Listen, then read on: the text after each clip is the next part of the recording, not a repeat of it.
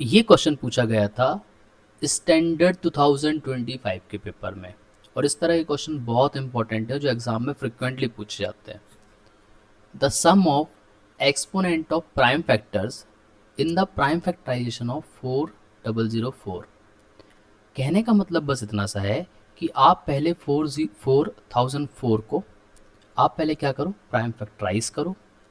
Prime factorise करने के बाद आप ये बताओ कि उनके एक्सपोनेंट का सम क्या आ रहा है। ठीक है, कोई बात नहीं भाई, सॉल्व कर लेते हैं, देखते हैं। सबसे पहले हमने 4004 को डिवाइड करना है, तो हमने 2 से डिवाइड किया तो आया 2002, फिर 2 से डिवाइड किया तो आया 1001।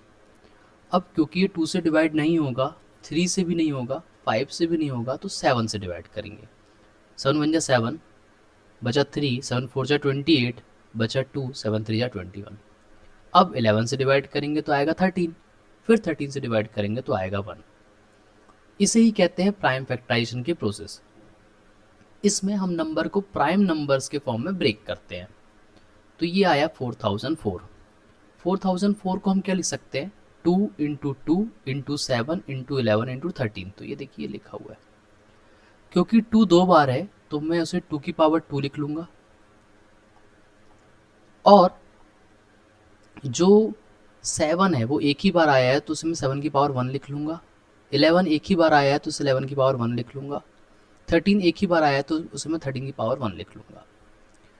अब मुझे चाहिए सम ऑफ एक्सपोनेंट। एक्सपोनेंट का मतलब होता है पावर, तो 2 की पावर क्या है भाई, 2, तो ये लिख लिया मैंने।